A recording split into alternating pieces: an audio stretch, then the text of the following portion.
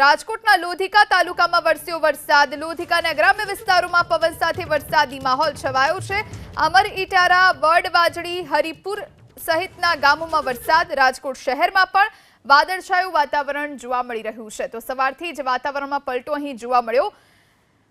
ખાસ કરીને ગ્રામ્ય વિસ્તારમાં વરસાદી માહોલ છે। રસ્તાઓ ભીના થયા છે। અમર ઇટારા, વડવાજડી, હરિપર સહિતના ગ્રામ્ય વિસ્તારો કે જ્યાં વરસાદ જોવા મળી રહ્યો છે। સંવાદદાતા પરાક્રમસિંહ ફોન લાઈન પર જોડાયા છે। પરાક્રમસિંહ, રાજકોટના લોધિકા તાલુકામાં વરસાદી માહોલ છે, કયા કયા ગ્રામ્ય વિસ્તારમાં વરસાદ?